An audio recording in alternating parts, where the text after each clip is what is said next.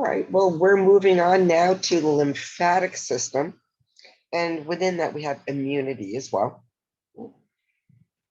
So the lymphatic system functionally transports excess fluid away from interstitial spaces in lymphatic vessels to prevent edema and return leaked plasma proteins to blood. Transports fats and fluid to the bloodstream and defends the body against diseases. So number one, what does that mean? Well, we looked at capillary beds when we talked about blood vessels. And we said that, or we showed you a picture that, due to the hydrostatic pressure, when blood enters the arterial side of the capillary bed, fluid and different electrolytes and different molecules are going to be capable of leaving the blood and be pushed out into those interstitial spaces. And that as blood travels to the venous side of the capillary bed, we now have the osmotic pressure and gradient of the formed elements that generally don't leave. The cardiovascular system draws a lot of that fluid back into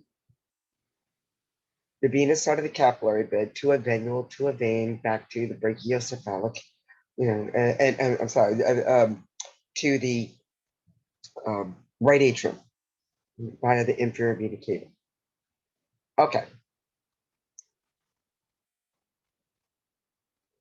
That fluid that is not captured and drawn back into the venous side of the capillary bed is going to be captured by the lymphatic system. And in that picture, it had this little, one green lymphatic capillary off to the lower right-hand side, and that is now going to be, we're going to look at the job of the lymphatic system. So picture, the blood being pushed out hydrostatically, into interstitial spaces, some of that being drawn back in, a lot of it being drawn back into the venous side of the capillary bed. But then you have extra fluid left in that space. Well, we need to keep it all moving. One reason is to return that fluid to restore blood volume and blood pressure, but also to require essentially that fluid and any other organism that might have penetrated our physical defenses, like the layers of the skin and so forth, to be captured and forced through a system that requires the contents of that fluid to be monitored for the presence of organisms. And that's what we mean about defend the body against diseases. I'll get back to number two in just a moment. So, even though our skin is a really good physical defense, and our digestive system, we have stratified squamous epithelium, as our epidermis, which is a nice physical barrier. We're going to talk about these different barriers. And we have mucus linings to our digestive and respiratory systems, that are another good physical barrier. Things get across. No system is perfect. So we need to have a way of monitoring the different microbes that get into our body. And we can do that by certain points where they get across and breach our physical and chemical boundaries. We have areas that can let your immune system know that you have a breach in security, so to speak. But once it's in, sometimes it will either be in blood, which will be filtered by the spleen, and the spleen is going to have macrophages and lymphocytes monitoring for infection or microbial invasion. But we also need to capture that interstitial fluid and then force it through the lymphatic system through lymph nodes that will have the same cells, T cells, B cells, and macrophages, and monitoring as well.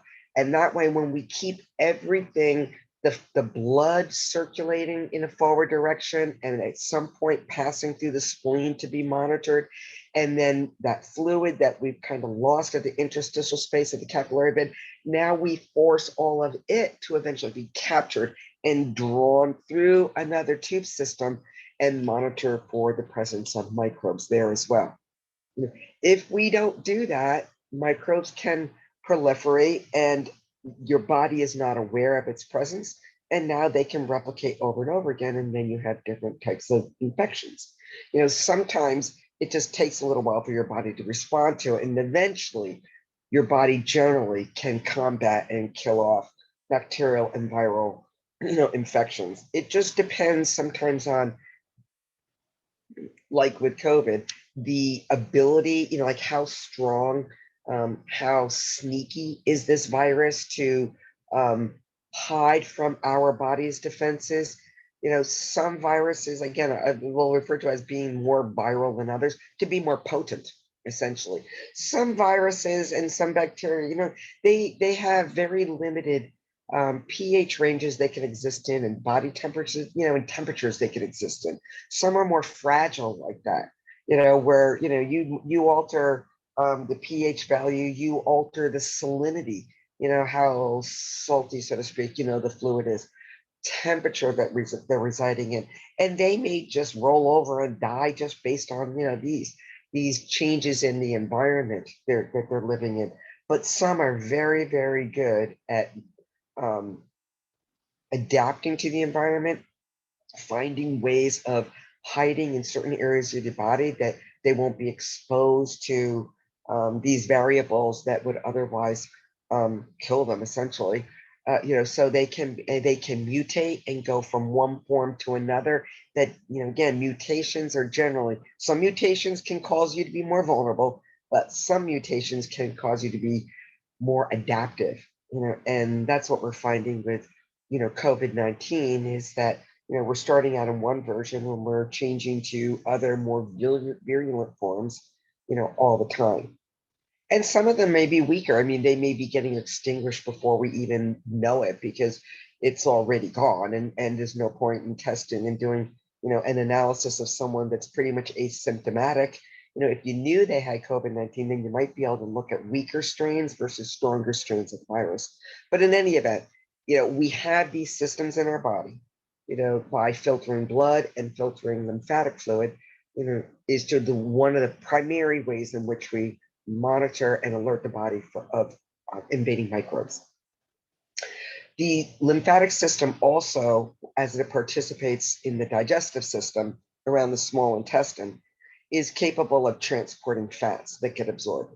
When we really look at the digestive system, we'll see that most nutrients, once we've broken them down to the building blocks of our carbohydrates, proteins, lipids, and nucleic acids, those that are polar covalently bonded will actually be absorbed and be transported right into venous blood and be transported through the body. But the fats that are non-polar covalently bonded, they're going to be handed off to the lymphatic system to be transported. And then they will ultimately get merged and dumped into the cardiovascular system. Okay, so it's a way of capturing that interstitial fluid that we've lost at the capillary bed, and it's a normal process. If we don't keep it moving, though, we will get swelling and edema. You'll get stagnation of fluid, which means microbes can live there. But we want to capture that, circulate through the body. So number 3, we can defend against the body's diseases, or defend the body against diseases. And it's also going to be a way that we're going to transport fats. So here in this picture, we see arterial blood going out in those arrows, enter into our capillary bed. The hydrostatic pressure pushes many of these molecules and fluids out into the interstitial spaces. Then it travels over to the venous side of blood, where it then travels, forms the venules and veins, and heads to the right side of the heart, the right atrium. The osmotic pressure in the blood in the venous side will draw a lot of that fluid and carbon dioxide and gases into the venous side of the capillary bed and return it to circulation. But some of that fluid that does not get drawn in needs to be picked up by those lymphatic capillaries. And they're present, all over the body. The capillaries will then form lymphatic vessels, and they transport fluid depending on where the fluid's originating in. The hands or the chest or the feet will ultimately pass through different lymph nodes. When it passes into a lymph node, it's going to be spread out through all these different chambers of the lymph node. so that it's, nice paper thin fluid that can be monitored for different organisms. So it enters in as what's called afferent vessels, and then it circulates through one of those lymph nodes, and then it drains back again. Those that will remerge to form another lymphatic vessel called an efferent vessel, because now it's traveling away from a lymph node. And it may travel to yet another lymph node and become then an afferent vessel into a lymph node and leave as the efferent vessel. It's just the afferent and efferent terms are just showing you or identifying the direction of the flow of the lymph fluid from one vessel into lymph node to the other. One is entering, one is exiting a lymph node. So we're going to look at that in more detail. Right, so lymph movement based on the same variables that move venous blood. Muscle activity largely influences the movement of lymph through the lymphatic vessels via skeletal muscle contraction, the respiratory mechanism and movements of the diaphragm, contracting, dropping, increasing pressure in the abdominal pelvic cavity, air being taken into the lungs, increasing thoracic pressure, smooth muscle in the larger lymphatic vessels. So lymphatic vessels are very similar to the composition of veins and the one-way valves that are also present in lymphatic vessels, just like veins. An afferent lymphatic vessel carries lymph into a lymph node or to a lymph node, and the efferent lymphatic vessels are the vessel that carries lymph out or away from that lymph node. Now, when you may have a chain of lymph nodes, and as you now become, because it's not uncommon for fluid that is in the arms and the legs to have to go through multiple lymphatic vessels before it ultimately is transported and into and articulated into the subclavian veins. But the farther away the fluid is, the more checkpoints is essentially it's going to have to pass through. So here we're looking at these different lymphatic capillaries that are located in the same area that we have other capillaries, venous and arterial capillaries, and that they are going to essentially capture the fluid that does not get drawn back into the venous side of the capillary bed. It's going to capture those as well as any microbes and draws it into this system that then passes through different lymph nodes, ultimately to the brachiocephalic, the subclavian veins. Okay, so lymph circulation. Lymph capillaries are the permeable vessels found everywhere but bones, teeth, and the central nervous system, but they're, for all intents and purposes, found all over the body. So that is the blunt opening. It's sort of like having a vacuum cleaner running, and when you unhook the hose because maybe you need to vacuum above a window or something, or your ceiling fans maybe, it has that negative pressure inside the vacuum cleaner because the motor's running, and that's sort of what this capillary is like. There's negative pressure within the capillary due to those reasons that we said that encourage and are required for lymphatic flow. Is the skeletal muscle contraction, the respiratory movements, the one-way valve, so forth and so on. That creates negative pressure inside, so it kind of acts like a vacuum cleaner, and it captures, kind of sucks up all the fluid and microbes in that particular area. The capillaries merge and form lymphatic vessels and ultimately lymphatic trunks. And then they merge to form two major ducts. You have a right lymphatic duct and what's called the thoracic duct. Some people refer to as a left lymphatic duct, but most medical programs will still call it a thoracic duct because it begins sort of the term, the thoracic duct begins just superior to what's called the cisterna chyli, and it mostly travels through the thoracic duct, through the thoracic cavity, and then travels and superiorly till it can merge with the subclavian vein, where the subclavian veins then merge to form brachiocephalic veins. So at that point, it will merge with other lymphatic vessels draining the arms, and the head, and So therefore, the thoracic duct is named the thoracic duct because it travels so far as a thoracic duct, and it will transport about 80% of the lymphatic fluid from the body. The right lymphatic duct will transport lymphatic fluid from limited specific areas, from the right side of the head, the right arm, and the right side of the upper chest. So we're going to look at a picture of those in just a moment. Both return lymph to venous circulation into the subclavian veins.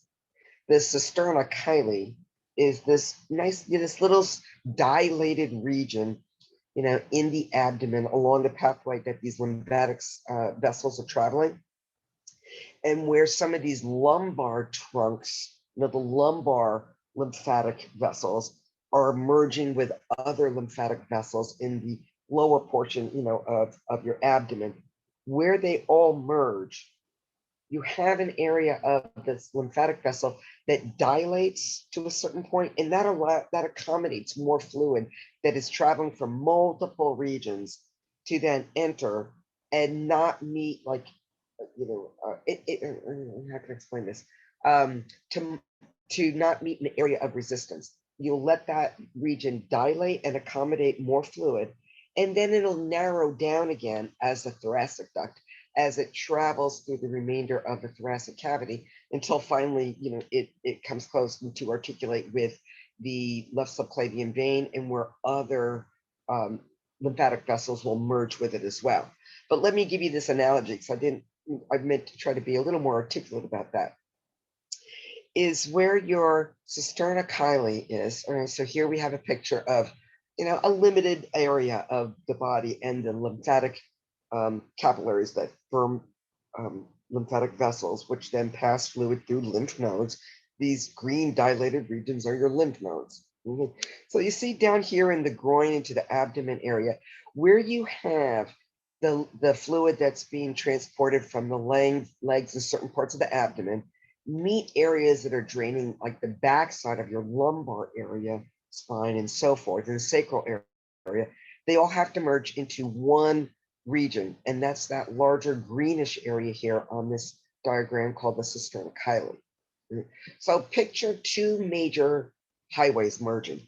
You have, let's say, where, you have, and this happens, on 275 where it merges with 75, going north, right, where you're heading up toward, I guess, like Dade City, Zephyr Hills. So you have 275, which is like a 4-lane highway, and then you have 75, I-75, which is a 4-lane highway. They kind of, before they merge together, they kind of narrow down to like 3, maybe 2 lanes. But then as these two highways merge, this going to continue north is sort of, about a 5-lane highway, 5, 6 lanes. And then it has you, merge to the right, merge to the left, or whatever. Those lanes start to merge together a little bit. And instead of having 6 lanes, now we have 5. And instead of 5 lanes, we have 4. And then 4 lanes down to maybe 3. And then it gives you a chance for all the traffic traveling on both of those highways to merge together, and without making them all of a sudden go from 2 4-lane highways down to 1 3-lane highway, it lets them kind of run parallel with each other and slowly merge them together, over the course of like a mile or 2. And that's sort of what's happening here, is that you're getting these vessels merging at one point and carrying a significant amount of fluid through them. And if we had them merge and just form one little tiny vessel, the fluid would essentially back up and not be drained effectively. But if we dilate it and let it kind of pool in not pool, but collect in one large area, and then as we're moving it superiorly, narrow it, spread it out into a couple of vessels, mostly the thoracic duct, to be transported superiorly, then it has a tendency not to back up so much. But I will tell you that if you do have too much pressure in that area, it can cause the lymphatic fluid to back up. Sometimes that happens during pregnancy. Sometimes that happens when you have, if you sit for long periods of time where you're not elevating your legs, and maybe you have extra weight around your abdominal area. I'm being polite, but let's say if you have a gut to your abdomen and you sit a lot, so you're flexed at the hip, and you're not getting up and moving very much, contracting all that skeletal muscle and so forth, is that sometimes the fluid has a tendency to pool and you can get leg swelling, and foot swelling. So you need to get up and move around and do the things that encourage venous blood flow as well as lymphatic fluid blood flow, yeah, and keep things moving and give that fluid and a place to go. You don't want to constantly be compressing those vessels in the abdomen and then, allow that lymphatic fluid to kind of pool down into the legs. This diagram also, the different shaded regions, the dark shaded region indicates the areas of the body whose lymph fluid will be transported ultimately through the right lymphatic duct, which articulates with the right subclavian vein, just to the lateral aspect of where that subclavian vein merges with the jugular vein. So limited area of the right side of the head, right chest, and the right arm are going to pass through the right lymphatic duct. And note, everything else, right leg, abdomen, or lower abdomen, left leg, left abdomen, left arm, left chest, left side of the head, that all will pass through the thoracic duct. So it's uneven distribution.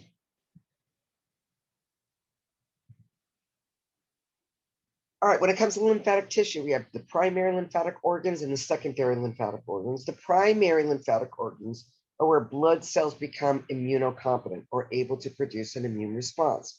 These are the cells that are specific, or the only cells that participate in the specific immune system are your T lymphocytes and your B lymphocytes. Lymphocytes. And the B lymphocytes, which are in the red bone marrow, and the T lymphocytes, which are in the thymus gland. The secondary organs, or lymphatic organs, are the site of most immune response locations. So those are the lymph nodes, maybe the spleen, different nodules that we have, that act as lymphatic organs.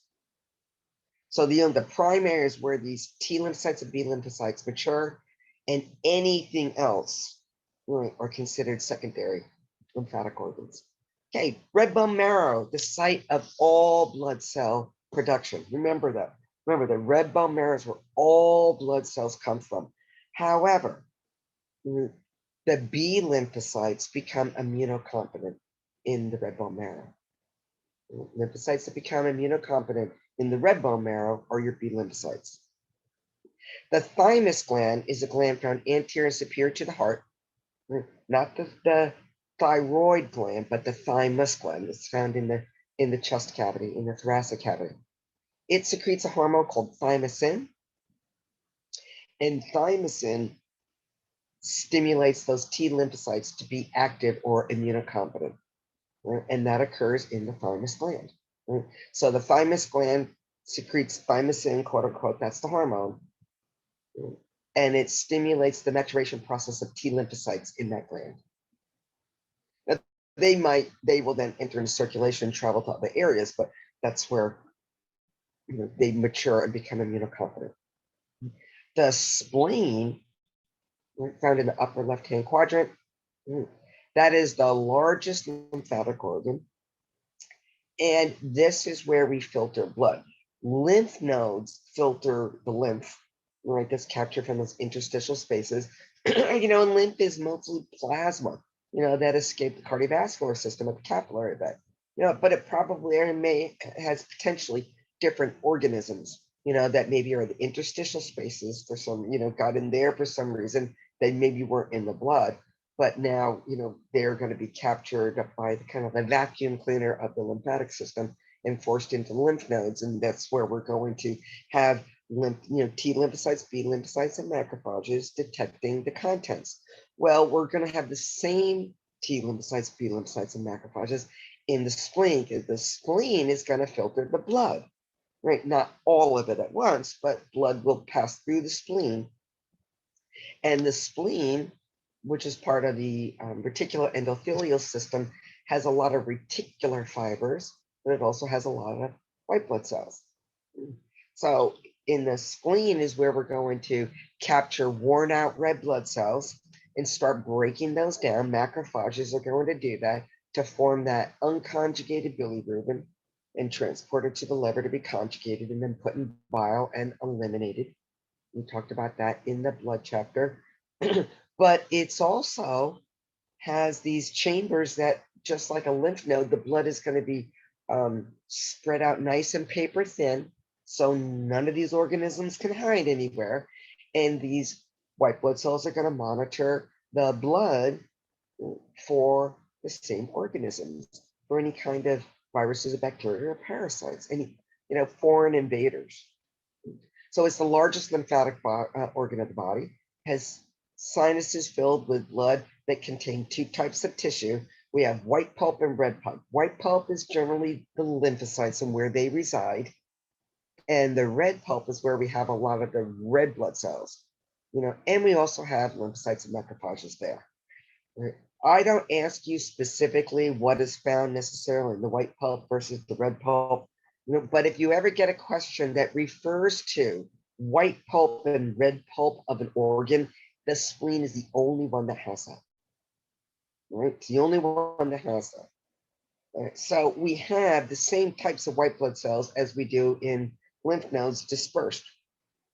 We have T lymphocytes, B lymphocytes, and macrophages, and there are slightly different concentration of those white blood cells in kind of medullary areas versus kind of cortical regions, between the white pulp versus the red pulp.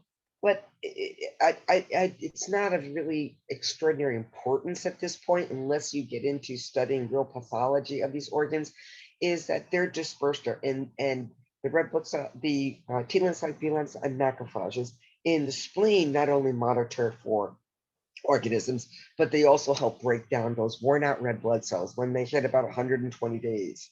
We need to take those cells out of circulation and recycle them for what we can use, and eliminate them from circulation. So both of those things are going on in the spleen, but only, the activity of those white blood cells in a lymph node filtering lymph is different from where the functions of the spleen. Similar, but slightly different. Lymph nodes have different, are clustered in different regions, like in the inguinal ligament, inguinal area, which is on the anterior side of your hip joint toward your groin, the axillary area, which is your armpit area. Around in your neck and head, you have arguably 11 chains of lymph nodes there, and that becomes part of your head and neck assessment. When you get into nursing, or if you go to PA school, you start doing head and neck evaluations where you're palpating involved lymph nodes, maybe swollen or hard lymph nodes, in 11 different regions of the head and neck area. You also generally palpate the axillary area, what's called supratrochlear, which is kind of the area of the brachial artery that you might put a stethoscope to listen for your blood pressure. Behind the knees, in the inguinal area, there are different areas where you can palpate lymph nodes. They function as lymph filters. They contain macrophages that are capable of phagocytosis, as you know. Monocytes that lead the cardiovascular system are called the macrophages. So there you have macrophages, and then you have T and B cells that help to destroy microbes by the immune response. Now, we're going to look at the difference between T function and B function. But in lymph nodes as well as the spleen, we have macrophages, T cells, and B cells, or T lymphocytes and B lymphocytes. Classified as an organ, a lymph node has an outer connective tissue capsule. The cortex or outer layer contains lots of B cells, T cells, and macrophages. The medullary area, or the inner region, contains more B cells and macrophages. Not as many T cells, and plasma cells. Plasma cells are those B lymphocytes that are now producing antibodies. And then the sinus areas, essentially are the vessel regions that are collecting the lymph, kind of like a vein or a venule, and then merging to form a larger lymphatic vessel, and then transport that same lymph, maybe to the subclavian vein, or to maybe another lymph node. It just depends on where in the body, you're starting from. All right, so the cortex is rich with all those white blood cells. The medullary area is mostly the macrophages and the B lymphocytes, and if they're once they're stimulated, the plasma cells are making the antibodies, but all together. I have a tendency to ask you, just T cells, B cells, macrophages. Okay, so here we're looking at a model of the small intestine. We're saying that, there are some, one of the functions of the lymphatic system is to transport absorbed fats from the digestive system. And this is where we can kind of see that going on. All right, so here we have a cross section of the small intestine. We have these finger-like appendages called villi. And in the center there, we have red and blue capillaries. Right? So we have, arterioles and we have capillary beds, arterial and venous capillaries. And in the center here, like where D is, you see that green vessel, that's a lacteal. Now the lacteal is a lymphatic capillary. Most of the molecules that you absorb across a small intestine are going to be polar covalently bonded building blocks of those organic families, that you studied in the chemistry chapter. But the fats will be absorbed into D, into that lacteal, and they will be transported via the lymphatic system. Your other molecules will be picked up into the bloodstream, into the arterial or venous side of the capillary bed. Generally, it's going to be the venous side because that's where the negative pressure is pulling kind of stuff in, so to speak, or more negative pressure, I should say. And then a lot of it will pass through, this specialized lymph node of the digestive system called the Pirus patch, and that's that blue structure here, B. So Pirus patches are aggregations of lymph node tissue that are usually found in the lowest portion of the small intestine called the ileum. It surveys the intestinal lumen and in facilitating the generation of the immune response within the mucosa. All right, so a lot of fancy words. The small intestine, just like blood vessels, you kind of have layers to it. You have a mucosa, submucosa, a muscular layer, and then you have an external connective tissue layer, a serosa or an adventitia, depending on your location in the body. Okay. So what we're saying is the mucosa, the upper part here, where you can see these villi, these finger-like extensions, of tissue. The molecules you're absorbing are passing across that first region of the mucosa. And so you need to have some kind of organ to monitor for different bacteria and viruses maybe coming along with these nutrients that you're absorbing, is that these microbes are jumping along with them and getting across and into circulation along with the nutrients that you're absorbing. So at all these different entrance points of your body, you need to have something there to monitor for these organisms' presence. And so that's what the Pirus patches do. It's an aggregate of lymphoid tissue that as material is passing across, being absorbed from your small intestine, nutrients, but maybe other organisms as well, that you have a way of detecting their presence, and you start to let the body know immediately, hopefully. At different points of the body, we'll look at what we find, like when we look at the respiratory system, we'll look at some of the nodes and lymphoid structures in the upper respiratory system in the back of the throat. So they would monitor the same types of microbes that is either in the air you're breathing in and out, and or the food that you're taking in at your mouth. So where things are entering, air or food, right at the, in your mouth and in your the back of your nose and down into your throat, you want to immediately have some kind of an organ that can detect the presence of microbes there. In the small intestine, they're the Pirus patches. Lymph nodules, also called mucosa-associated lymphatic tissue, or the MOLTs, fancy word that they're using in in the A&P books now. They're essentially lymph nodules. And some common ones are located in the mucous membranes called tonsils in your throat. So they're rings of lymphatic tissue around the pharynx, which is essentially your throat. We have Pirus patches found in the small intestine. We just looked at a picture of those. And then we also have the appendix. It's a little vestigial type organ that is found inferior to the cecum, and the cecum is where the small intestine and large intestine merge. So we will look at really a picture of those when we look at the digestive system. But they function to help remove pathogens from the area and again stimulate the immune response for the presence of microorganisms. Okay, so immunity, the immune response. Well, what is that? Well, we have two types of immunity. We have innate immunity and adaptive immunity. Now, those are the newer terms, so you probably use those, and we use those terms in microbiology, but we had always learned them as non-specific versus specific.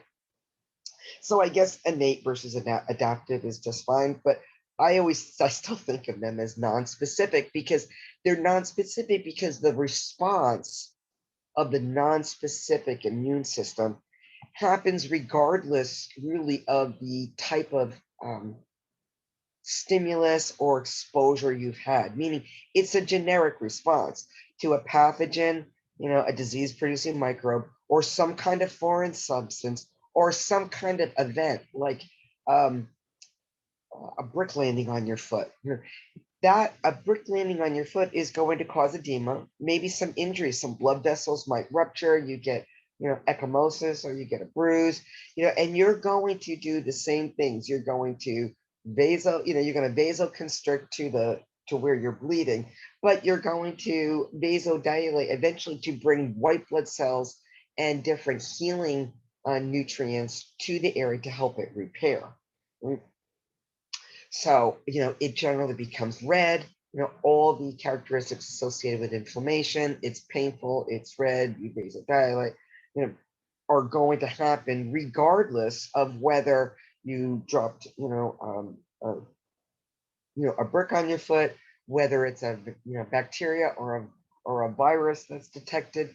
Your body responds the same way. So it's a protection functions in the same way to each invader, and it's confined to an infection site. So it generally doesn't, spread a message and become a systemic response. It's a very localized response. The adaptive immunity, or these more specific immune response, requires or utilizes only two types of cells, T lymphocytes and B lymphocytes, period. And their response is specific to the particular type of an organism, and the particular antigen from that organism. And they mount a specific immune response toward just that organism or any cell or viral particle that has that antigen on the cell surface. And they start just specifically hunting down that particular thing. It's not a generic response. So we're going to kind of see that here. And I think by the end of it, you'll get the idea between a specific, battle, that's generated versus a non-specific. The adaptive or specific immunity has features associated with it that the non-specific doesn't. It is antigen specific, and that's what I was just referring to. It'll develop warfare, so to speak, specific to anything that has a particular antigen on the cell surface. So it's a specific invader. It has memory, which means that the second exposure or subsequent exposures to the same organism, you can mount an antibody and cytolytic response much faster the second and third exposures than you do the first. And this is the whole point of immunization. And that it's systemic. It's not confined to an infection site. These mechanisms, the functions, let me just go back up for a second. The functions of the T lymphocytes and B lymphocytes will spread out, and again, we were just saying they take up residence in lymph nodes, in the spleen, in different nodules to detect for the presence and fight other organisms.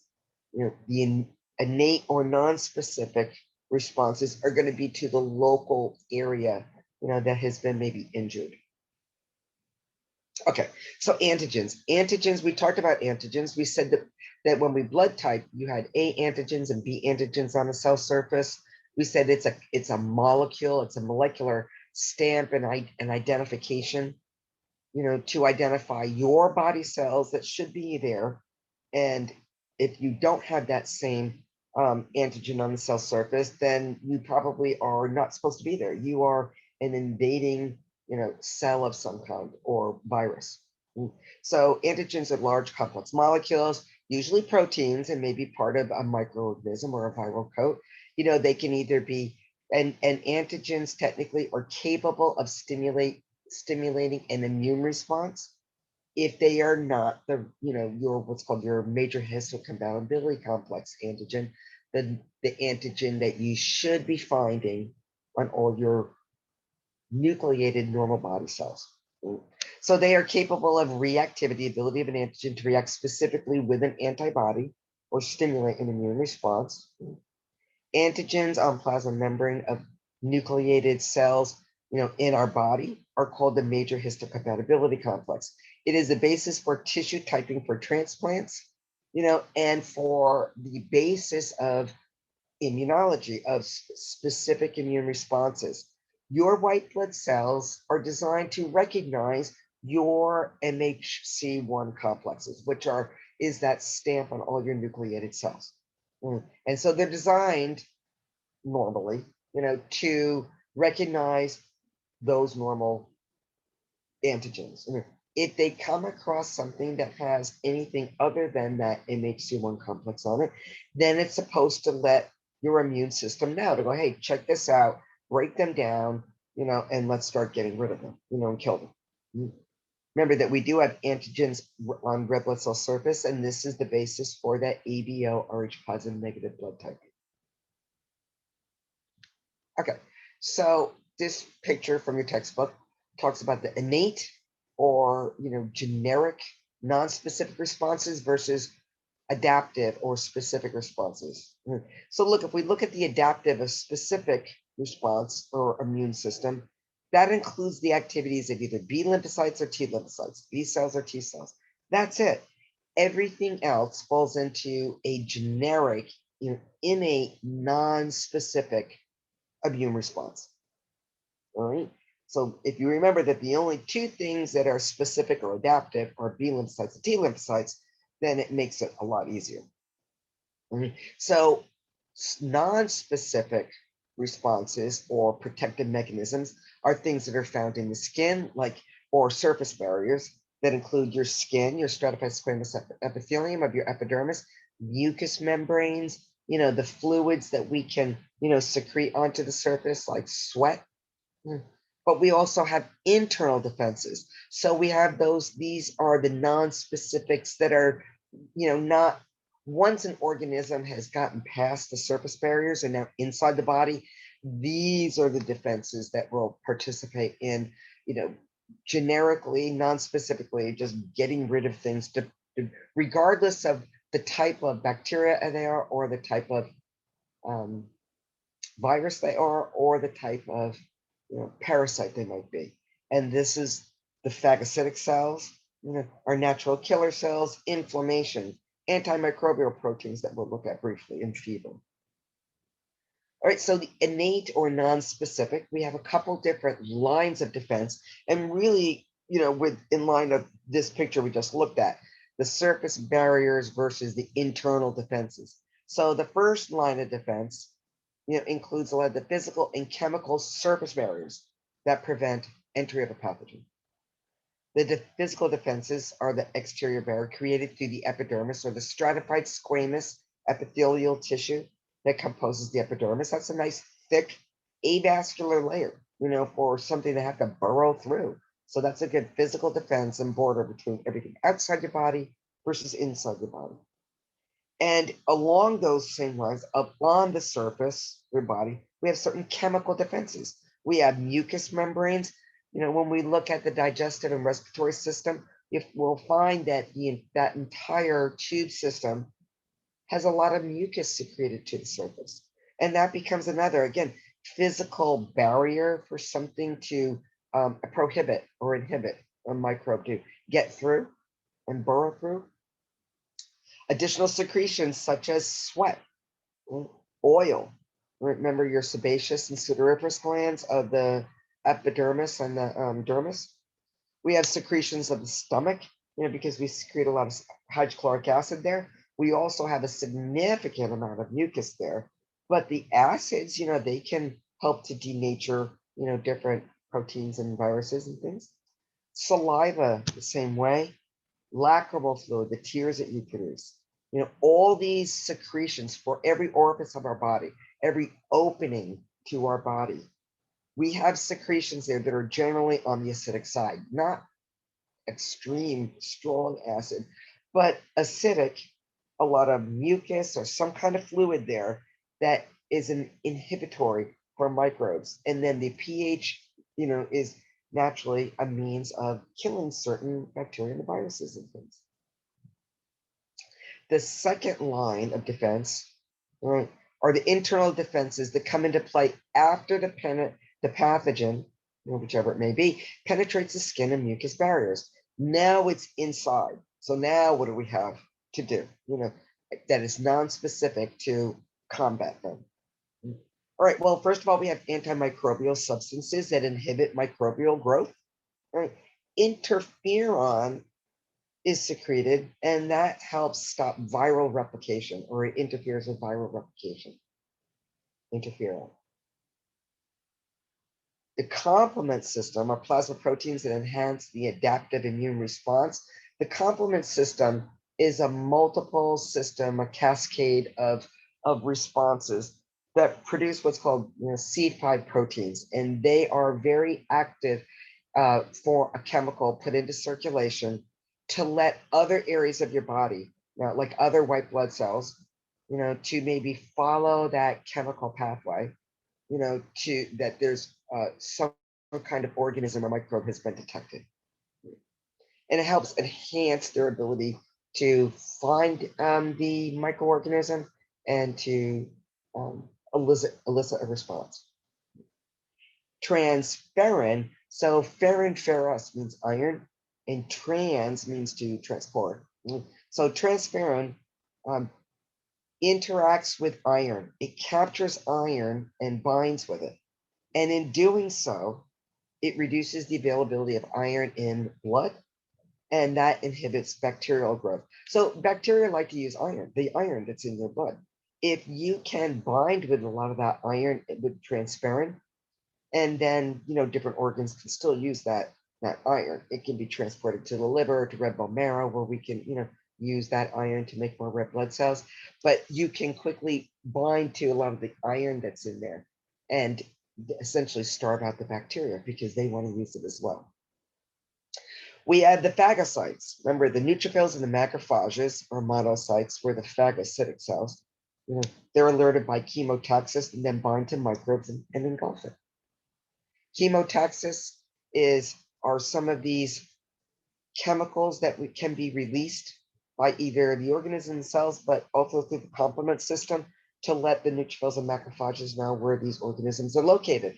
And they follow them like a bloodhound, and they follow this chemical trail until it finally leads to the organism.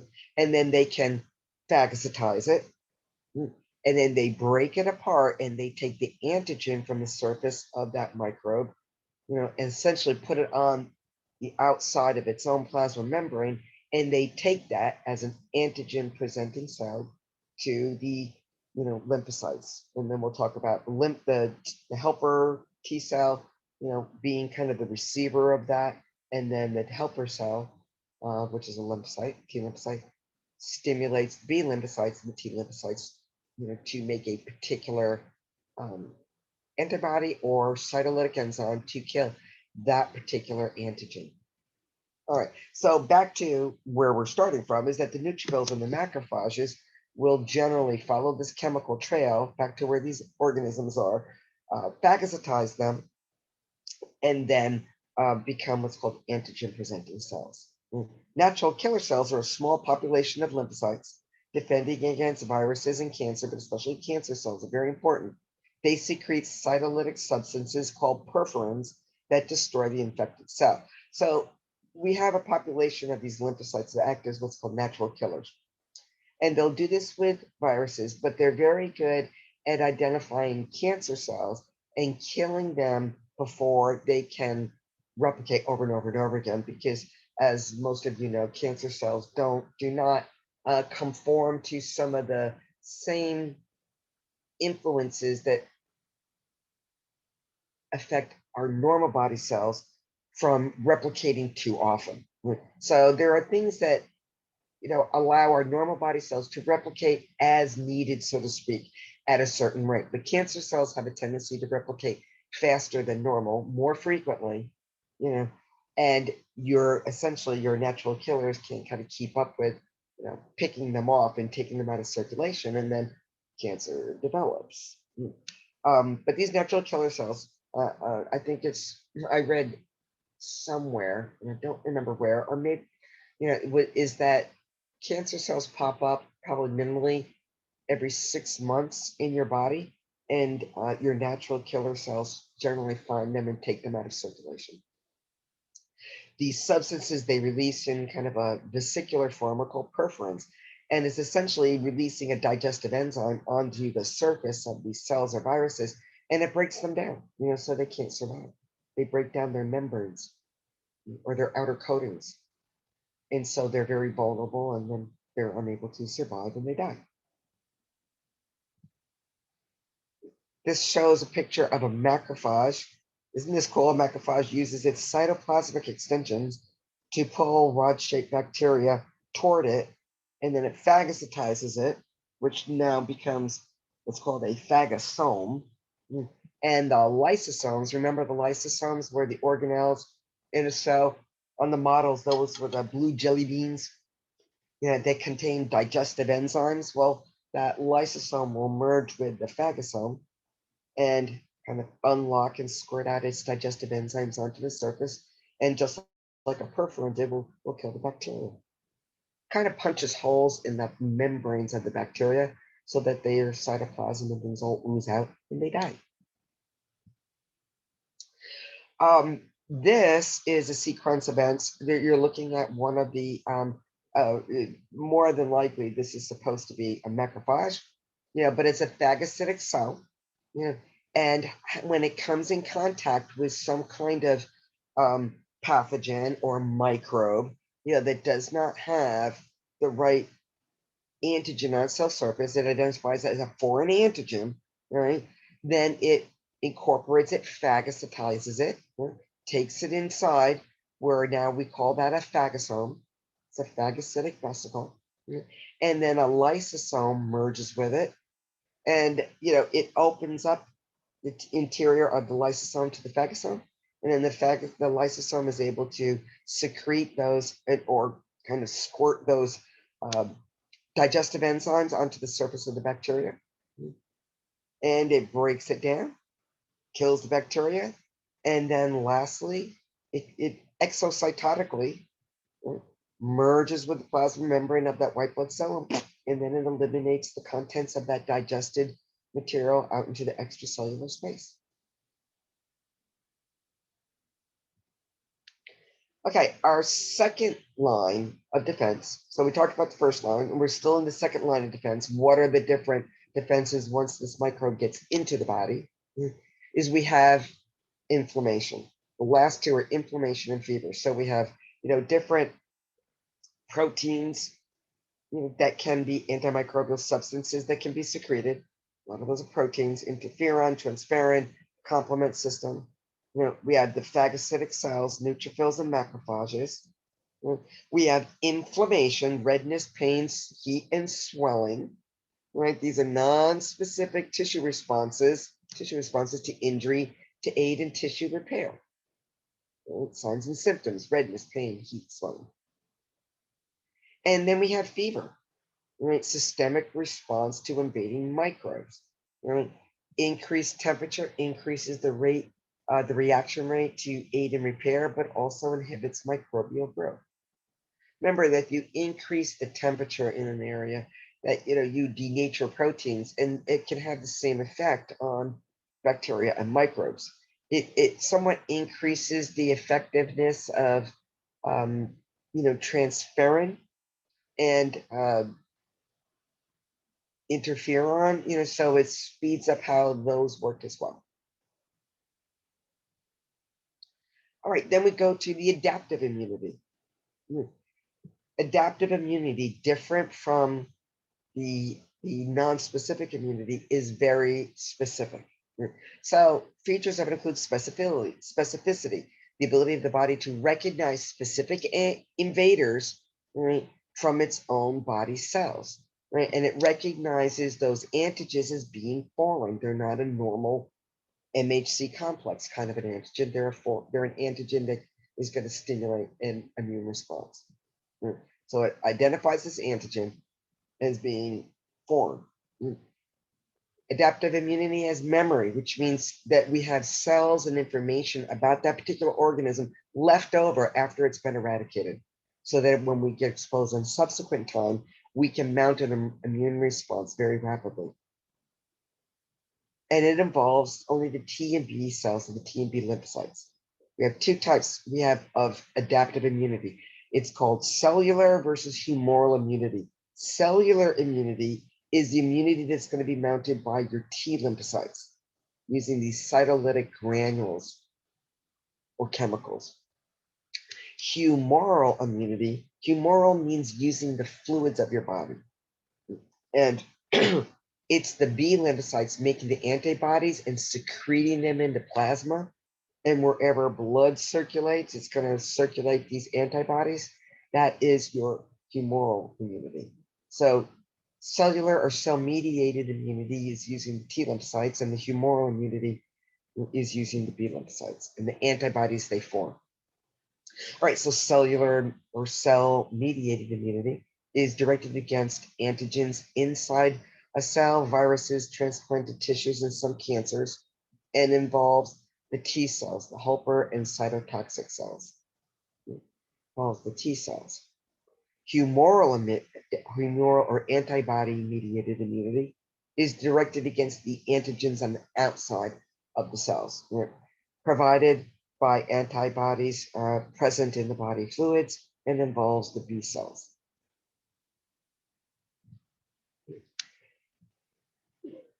Types of T cells include, all right, so we're going to look at the T cells and cellular immune response.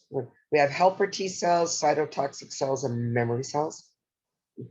They're theoretically, and they kind of go back and forth about suppressor cells as well. So they strongly believed in them, and they said, really, the suppressor cells are so minimal. Like, I don't think that we really have a separate category. And I think now they're kind of going back into maybe we do have suppressor cells in the newer versions of Myriad, but they kind of go, back and forth a little bit. So these are the three specifically we do want you to know, right? That we have helper T cells, which are called T4 cells or CD4s. And so they're called the T4, and sometimes referred to as a CD4 because they have what's called the CD4 protein complex on their surface. Helper cells help other cells, right? Once they interact with an antigen presenting cell, then they stimulate the T8 cells or these cytotoxic cells to start producing these cytolytic granules, and they'll also stimulate the B lymphocytes to become a plasma cell making antibodies to the particular antigen. So helper T cells have CD4 proteins on their surface. They activate T8 cells and B cells. You have really no immune response without the help of these T cells. And they are the target of HIV. The target of HIV. You should normally have twice as many T4 cells as you do T8 cells. And when they become targeted, in HIV, then we have fewer cells that are capable of stimulating the other cells in the immune response. and they're an integral part of your immune response. You start with your helper cells, and they let everybody else know, hey, this is exactly, the antigen you need to start mounting, a warfare against. All right, so we start with helper T cells. Cytotoxic cells, or T8 cells, have CD8 surface proteins.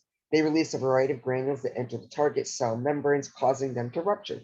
And so they literally come in contact with their target, their enemy, and secrete these granules and cytolytic enzymes. It requires interleukin from helper T cells. So there are forms of chemical communication between these different cells. And we're going to come talk about this because when it comes to stimulating these T cells and B cells, we need to make sure that we're not stimulating them erroneously, or accidentally. And so I'm going to talk about that, is that you need these two forms of confirmation before we start stimulating the T lymphocytes to make granules and the B lymphocytes to make antibodies. Because if you've made a mistake and you've accidentally bringing, some of the antigens from your own body cells, then you can start making antibodies to your own body cells, which is the basis of autoimmune disorders. So we're just going to talk about this first, T cells and B cells, and then how they kind of work together. All right, so memory T cells are essentially, we have memory T cells and memory B cells. And I just call them the cells that are kind of the army of cells that are left over after you've eradicated the particular microorganism. Is that you're always going to have some of these cells left over that have the recipe to make the particular cytolytic granule to kill this particular organism, that has this antigen on the cell surface. And you always want to keep a copy of that recipe. You're going to do it with T lymphocytes and the B lymphocytes. So T cells and cellular immune responses, and these are some rules that are considered rules to activating this whole system. A lymphocyte must be activated, quote unquote, before it can respond to an antigen. And that keeps you from willy-nilly starting to kill off your own body cells by accident. So T cell activation requires two signals. It needs an antigen presenting cell of some kind, which may include macrophages, dendritic cells that are, often found in the epidermis, or B cells. And by the end of this, you'll see how a B cell can actually, upon second exposure to an organism, it can itself become an antigen presenting cell. Right, so that's the B cells really come into play, second exposure. All right, the macrophages, are very common antigen presenting cells, because they phagocytize all kinds of things in the body. Leaves the antigen fragment on the surface for T cell recognition, called a marker, and T cells are activated by the presence of a marker. All right, so macrophages are very common phagocytic cells and neutrophils as well, but macrophages, can ingest, viruses and bacteria and not necessarily die right away. Neutrophils are pretty small. Once they ingest something, yes, they're phagocytic, but they usually die as a consequence because neutrophils are pretty small. But macrophages are those big mothers. So, they can ingest something. Again, they break it down with lysosome, and then they will take that antigen and put it on top of, essentially on the surface of its cell. So it has now, its normal MHC complex on the surface. And now it has an example of the antigen on the foreign invader. And it's going to take that to the T helper cell. Right, requires major histocompatibility complex or human leukocyte antigen, HLAs, recognition. So what it means is that for this system to work effectively, these white blood cells have to be able to differentiate between your normal body cells, and abnormal body cells, a normal body cell, and an invading organism. If you can't tell the difference, then, this is all premised on something bad. All right. The other signal is the co-stimulator, and this is some kind of chemical signal, generally a cytokine, produced by the antigen presenting cell surface that has been damaged. or invaded by pathogens such as interleukin 2. So interleukins, there's about 13 different types of interleukins and kinds of chemicals that we're communicating with here that are chemical signals. But interleukin 2 is a common one. So we have these different chemicals that will be secreted when we detect a microorganism.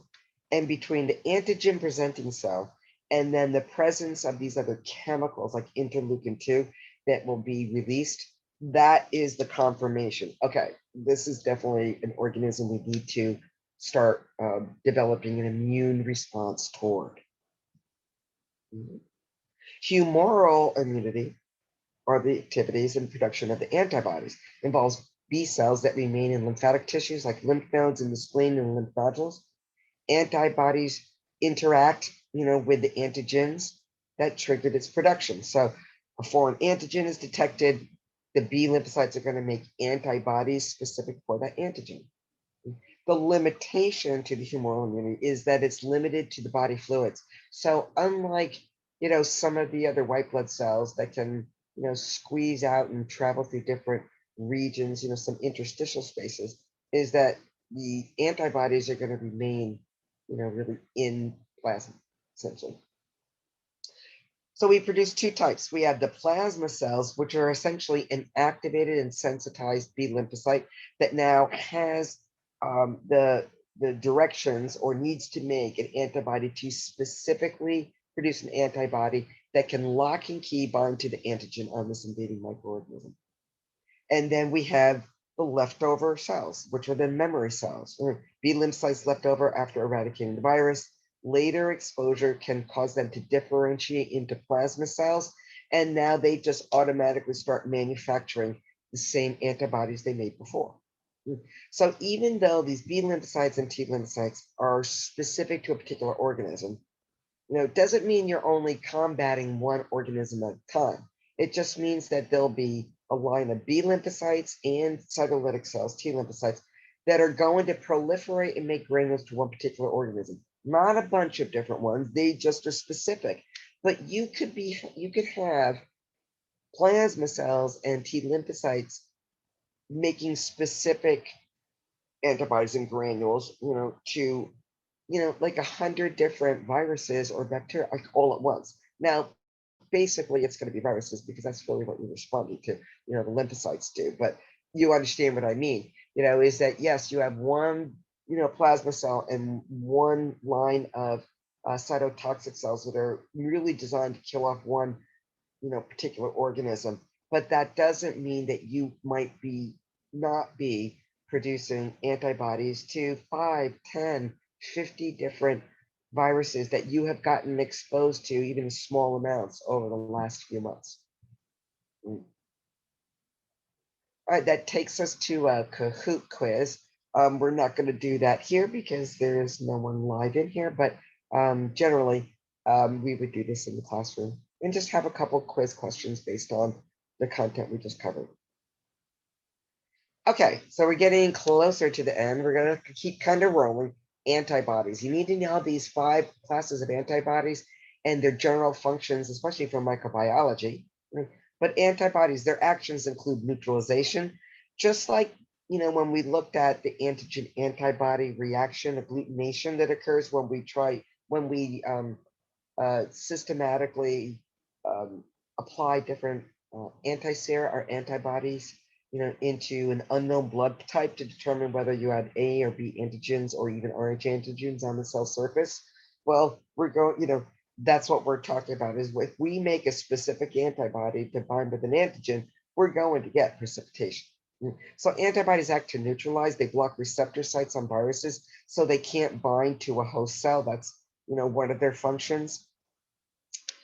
They agglutinate and precipitate. So when the antibodies bind to the antigens, it forms the same clumping kind of, granular response that it did when we were blood typing.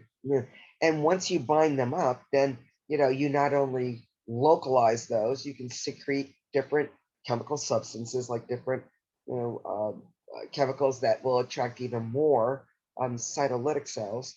and they all start, these, cells start to work together to, secrete different digestive enzymes, onto it, or cytolytic enzymes, and start to break down these invading organisms. They also complement activation plasma proteins that destroy antigens by causing phagocytosis, cytolysis, and inflammation.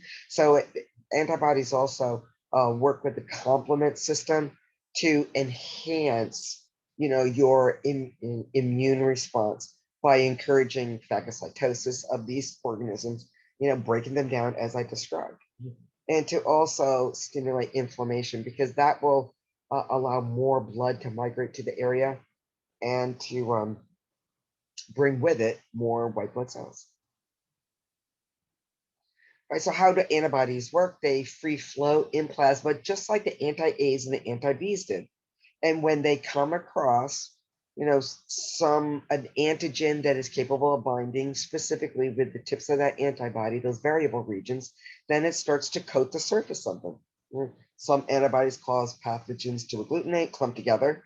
The formation of an antigen-antibody complex, I'm on the bottom of the page here, marks the pathogen for attack by phagocytosis or with the complement proteins. Right, and so all these systems start working together to just go and now, kill off these microbes and eliminate them from the body. Right, so characteristics of major immunoglobulins. Well, we have, I usually say GMAD, GMs, ADEs, but you have IgMs, IgGs, IgAs, IgDs, and IgEs. And they respond, they somewhat have some overlapping responses, but they elevate at different times, and there's different quantities. And then just like some, the white blood cells, different stimuli are going to cause them to proliferate. So let's start with IgMs. It's the first antibody to appear in response to an initial exposure to, food or bacteria. Their examples of them are anti-A's and anti-B's. They're very large. IgMs, are big mothers. They're called the pentamers because they have 5, different portions to it. And I'll show you a picture in just a moment. So they're the first antibody to appear in response to some kind of, bacterial and viral exposure. IgGs are the only antibody capable of crossing the placenta to impart passive immunity. They're very effective against bacteria and viruses and toxins, and they are the majority of your immunoglobulins. About 70 to 85% of your antibodies will be IgGs. So IgMs are big mothers. Right? They elevate, first in response to a new exposure to something. But IgGs, it's kind of like neutrophils. They're the most abundant. They're already out there. Right? So they're the only antibody that's small enough, really small enough, to cross the placenta and to help impart some immunity to, during fetal development. And they're the most abundant, about 70 to 85%. Right, then we have IgAs that are found in the fluids of the body, like saliva, tears, and breast milk. They're saying now, I think that the antibodies to COVID-19, they're finding, are in breast milk because they're, doing more monitoring of, pregnant women. And of course, now it's been long enough where if you became pregnant during the whole quarantine or, exposure to COVID-19, is that if you did become COVID positive or you did get a vaccination, is that these antibodies, these IgA antibodies to it are being found in breast milk, which I thought was a good sign. IgDs are found on the surface of most B cells, thus they function as a B cell type of receptor, so that they act in coordination with B cells. They're generally ones found on the surface of the B lymphocyte, that is, has been initially exposed to the antigen. Right, and then we have the IgEs, that play a important role in allergic reactions, like hay fever. Think of them like the eosinophils. IgEs and eosinophils kind of go together. Parasites and allergic reactions. Okay. Antibody components. Well, the basic antibody structure. Their overall shape is a T or a Y, but the ones we're going to look at are really Y-shaped. And one single unit like that is called a monomer. Consists of 4 looping polypeptide chains linked by disulfide bonds, kind of a detail you probably don't need to know at this point, maybe in micro. The 4 chains consist of either 2 heavy chains and 2 light chains, and the 2 heavy chains are bound together, so to speak, in what's called this hinge region. And I'll show you what they're, because there's a good picture showing you the difference between the heavy chains, which are generally two, like the medial aspect of it, I guess you can say, and the light chains are toward the lateral aspect. And then you have the variable region, which are kind of the tips, the tops, of the Y.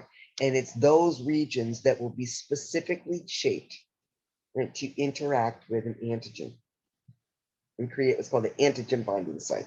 Okay, so here we have a picture of one of these Y-shaped antibodies, right? And you see what I mean? It's kind of the shape of a Y. The heavy chains are toward the interior medial aspect and continuous throughout the whole antibody.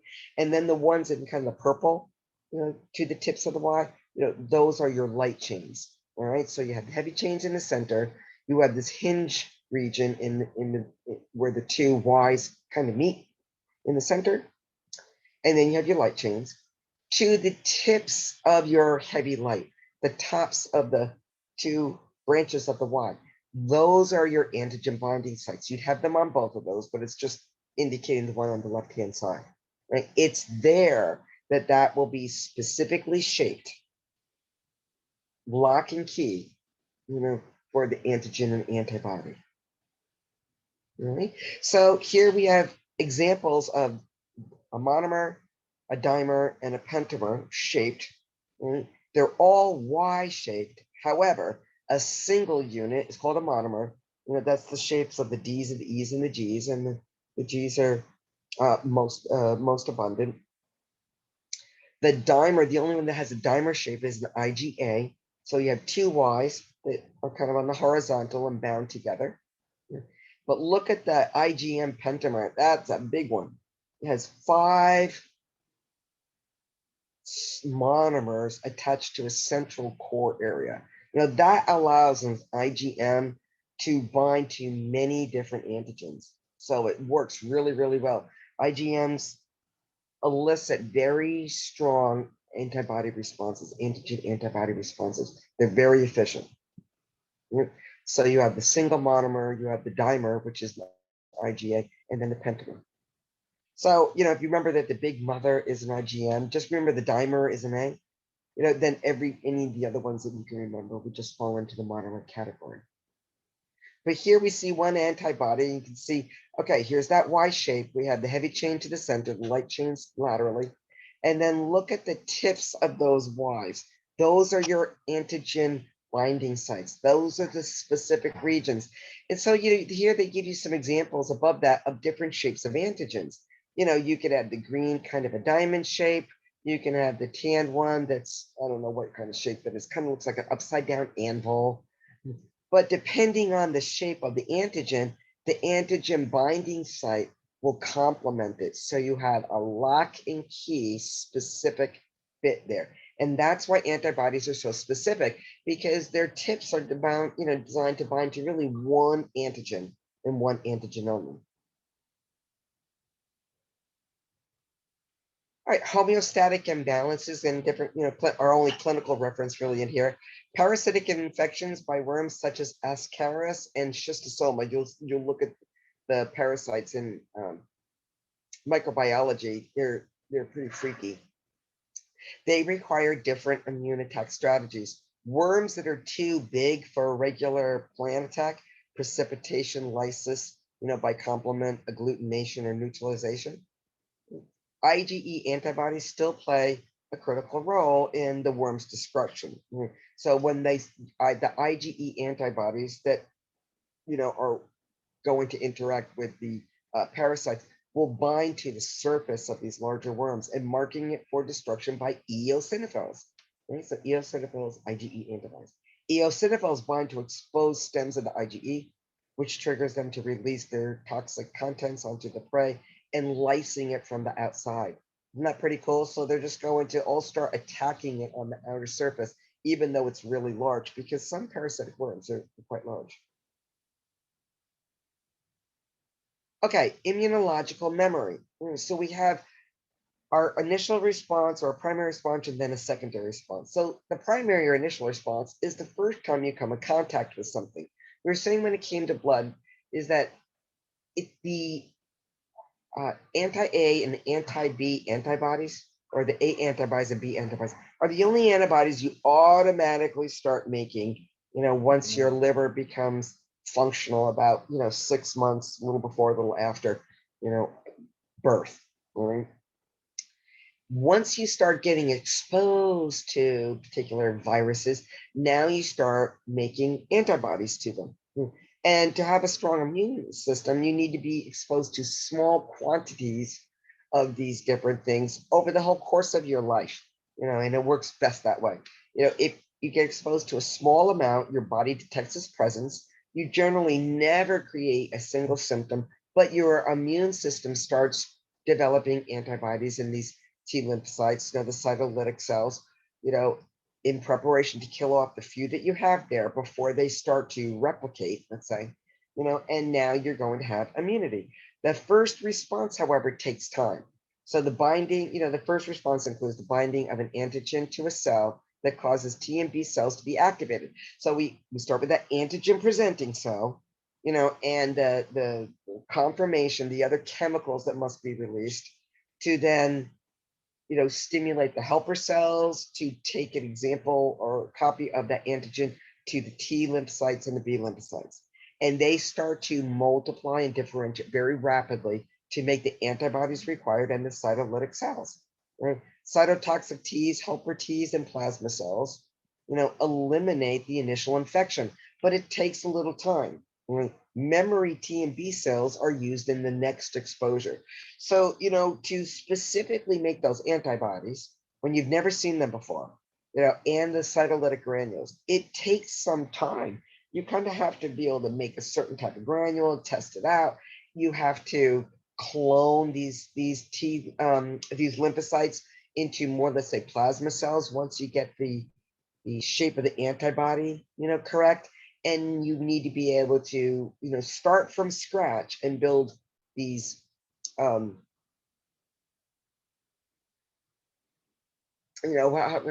different manufacturing plants for the particular antibodies and these cytolytic cells, and that takes time, because it's a hunt and peck design issue of the right granules and just the right shape of binding site on your antibodies.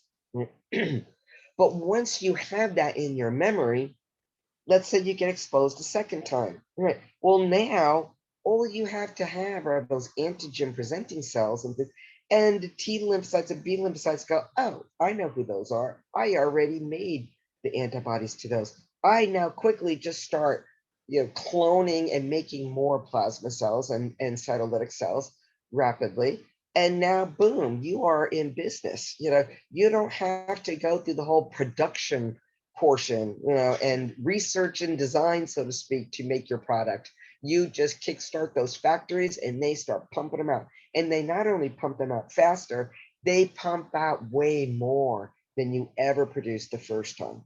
Mm-hmm.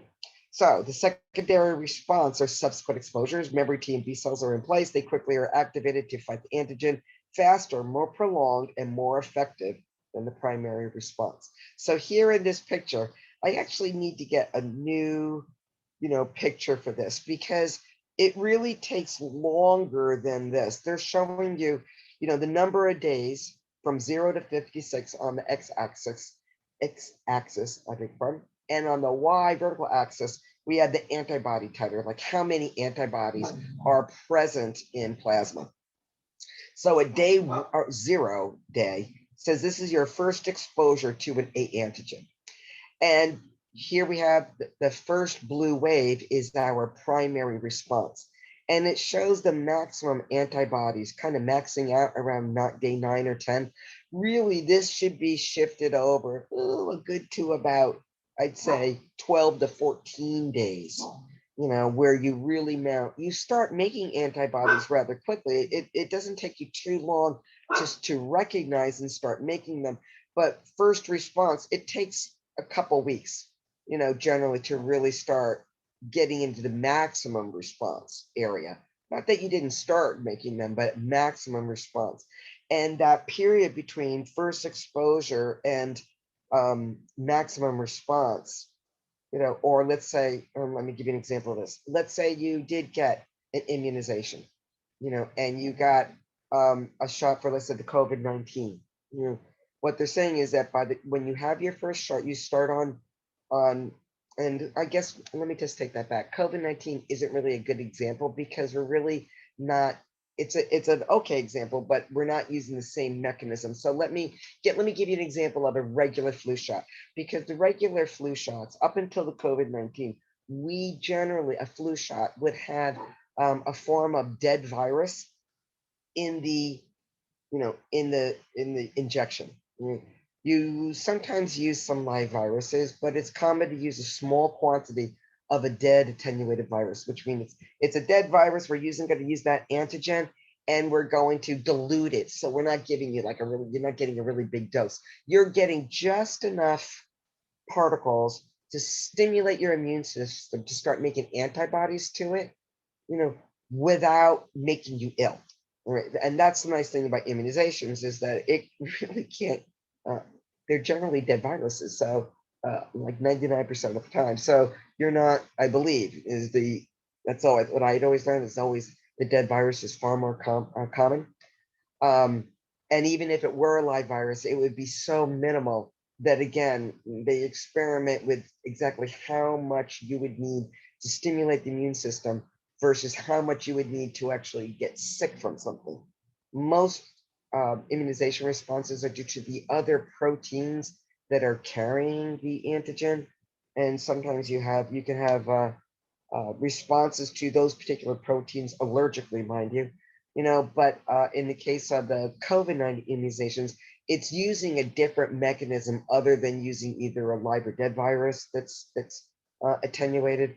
They're using other means of teaching your white blood cells and cells to make the antibodies, and using, it's called messenger RNA, to do that. So it's bypassing kind of the antigen presenting cell recognition phases and kind of circumventing and just giving those cells, hey, this is the directions on how to make it. So you can just hippy skippy start making these antibodies.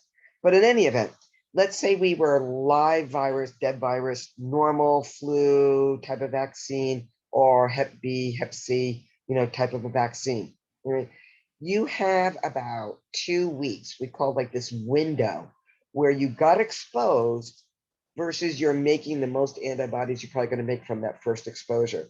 And within that time frame, depending on how close, let's say you got exposed to that same virus, maybe it was a flu virus, that if it was, let's say, day 2 or 3, which is very close to your first exposure, is that you didn't have enough time to make antibodies to really kill off that, that exposure that you just happen to get exposed to that same, or not the same one, but let's say a flu virus that was part of the inoculation or the immunization you just received, but it's only been 3 days.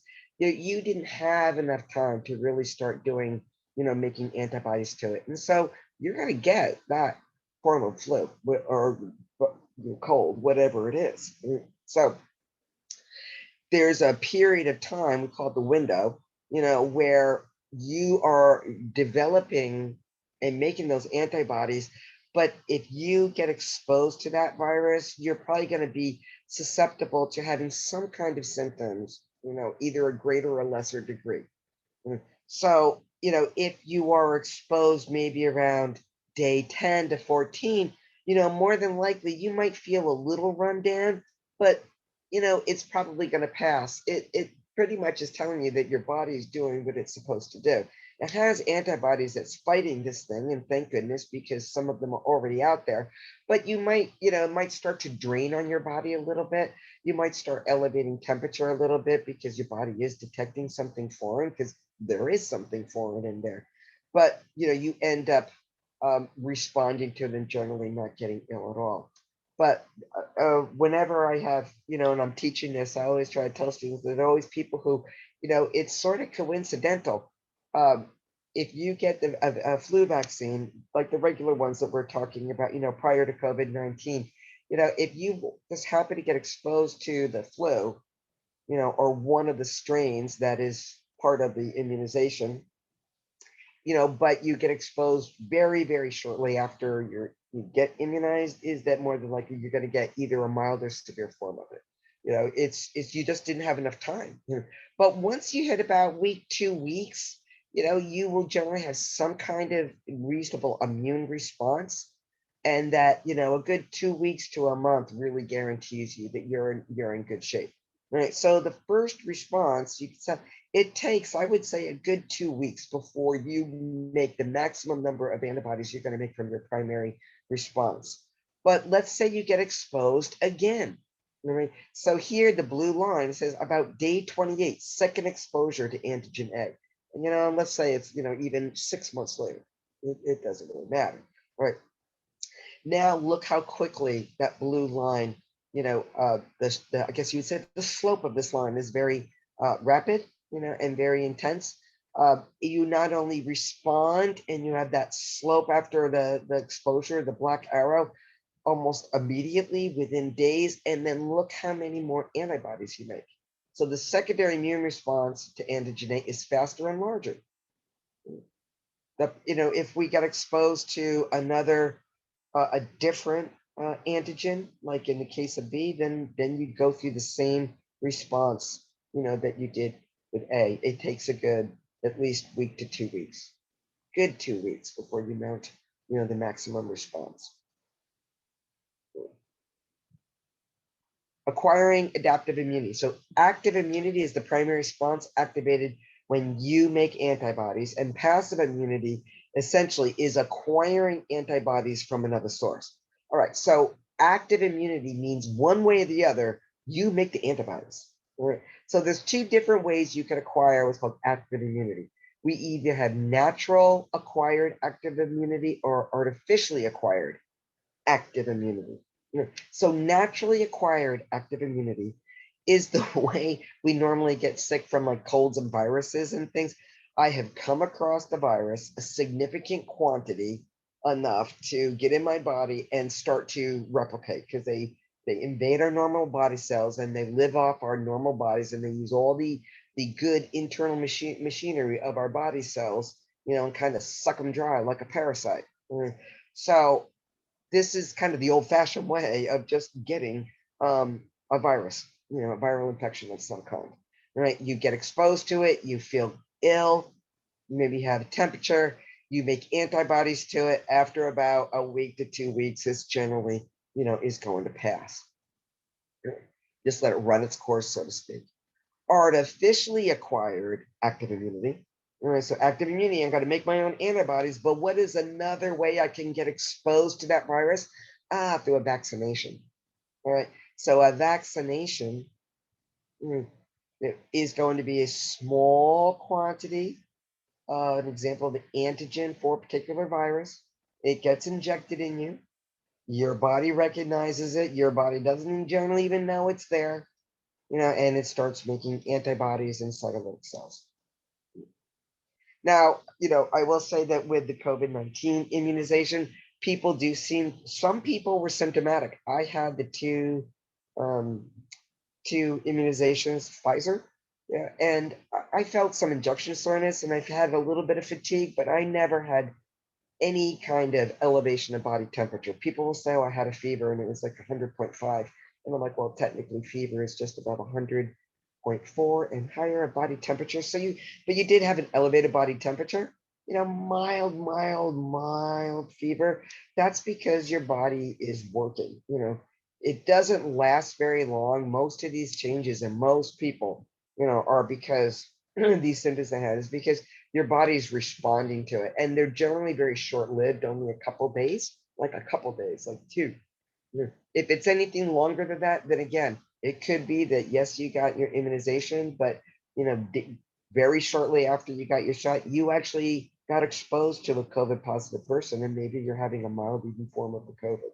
But most of the time, these short-lived responses, are due to your body just detecting something and starting to make these granules and make these antibodies, and it's doing what it's supposed to do. All right, then you have passive immunity, which means I'm not making the antibodies, I'm getting the antibodies from another source. So you go, what are the two methods of doing that? Well, you have a naturally acquired method of passive immunity, and that's how we can obtain the IgGs, the antibodies from mom, either across the placenta or maybe through breast milk. So those would be the IgAs. The IgAs are in breast milk. So that's a natural way. The infant is gaining antibodies, and getting some guarding, against viruses in the environment, by benefit of either the antibodies traveling across the placenta, or while mom is still breastfeeding. That's why it's a good idea generally to breastfeed for months, for several months after childbirth, is that you continue to impart the antibodies to your infant, that can come across different viruses. All right, so that's a natural way. An artificial method of passive immunity is, again, another injection method. You can essentially manufacture in different ways antibodies and put them in a suspension that can be injected into the body. So when you can't produce your own antibodies, or you need to have some specific types of antibodies injected into you, that can be done. We can manufacture those now through different methods, and then give you antibody or immunoglobulin therapy, it's called.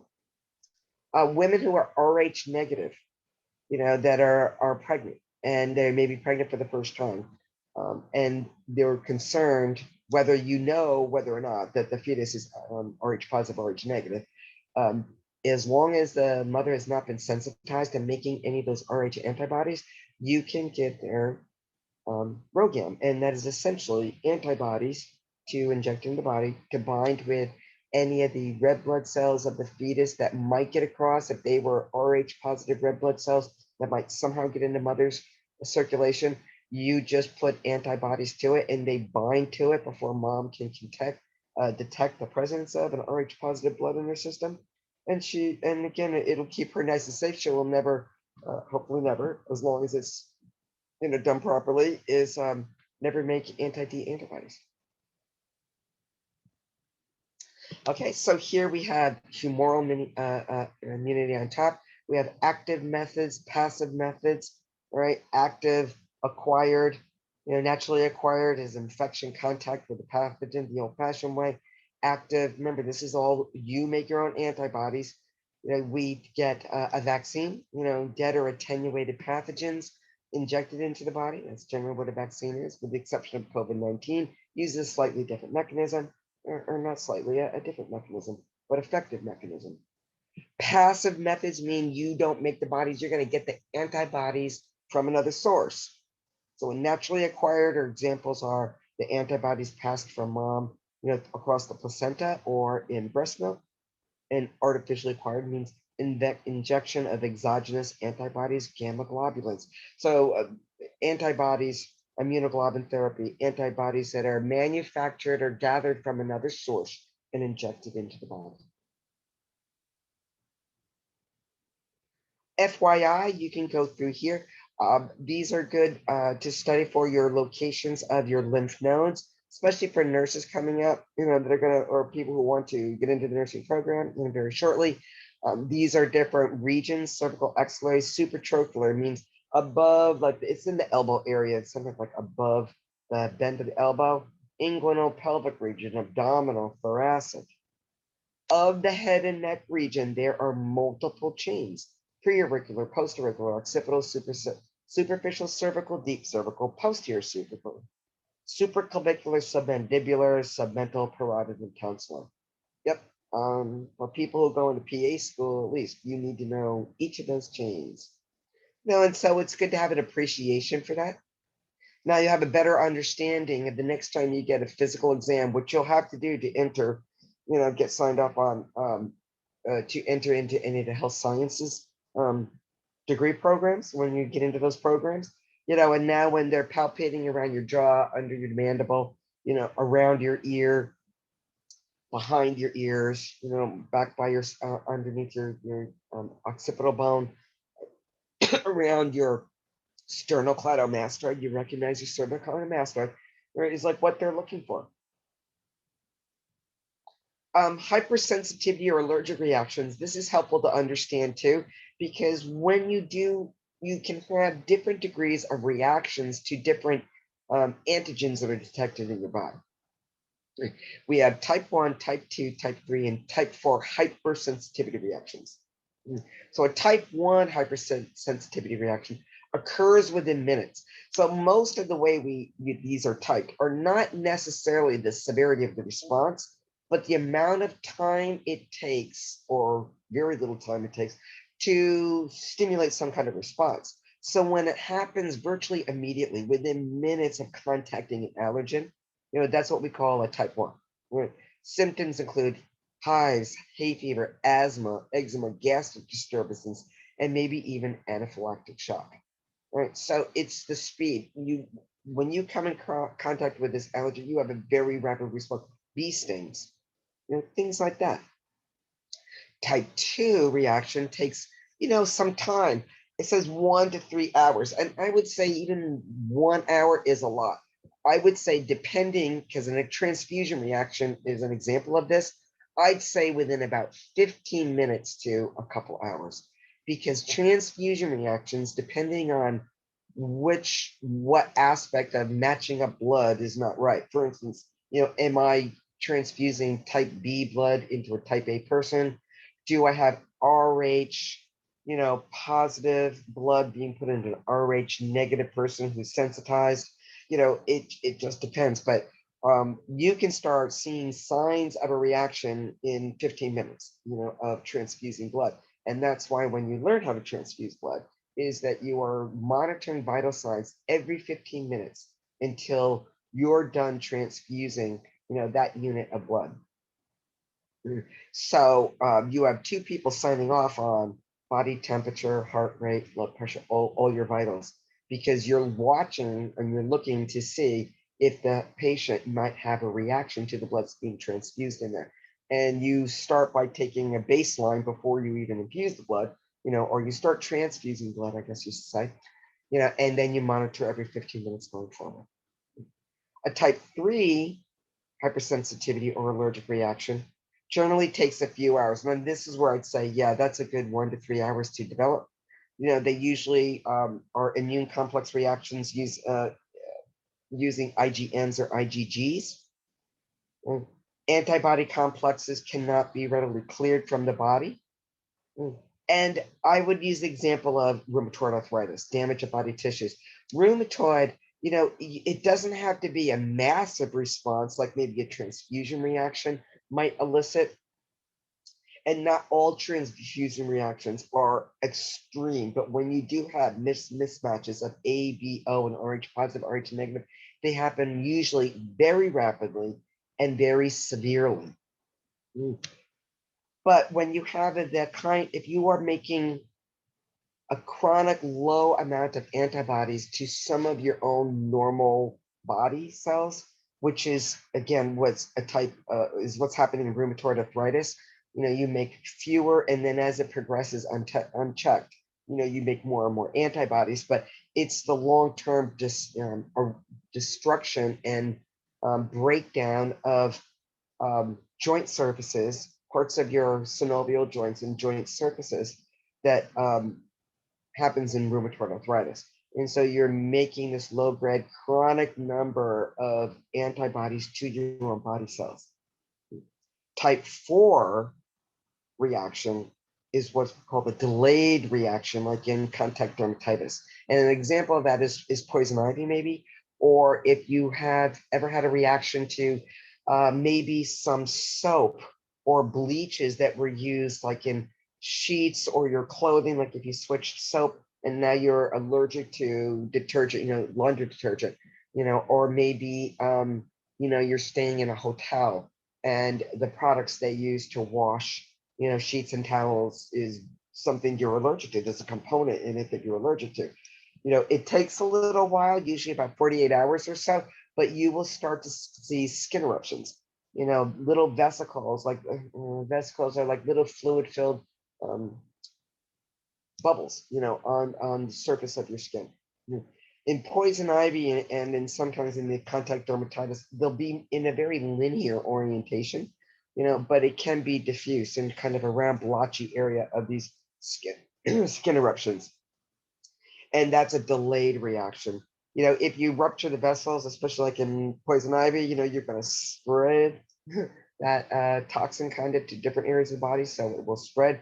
But on the most part, wherever the toxin came in contact with your skin is generally the only area that you'll see a response, like the pustules and the reddening. And it may be pain and swelling and itchiness, or so. So those are the different types of hypersensitivity reactions.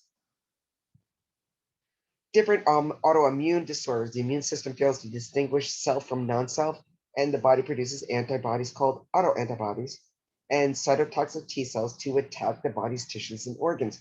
So I said that the basis of your immune system to work properly is that your body and white blood cells can distinguish between self cells and non-self cells, between antigens, normal antigens on your cell surfaces, those major histocompatibility 1 complexes, versus a foreign antigen. And if you can't distinguish between the two of them, then you're going to have some problems.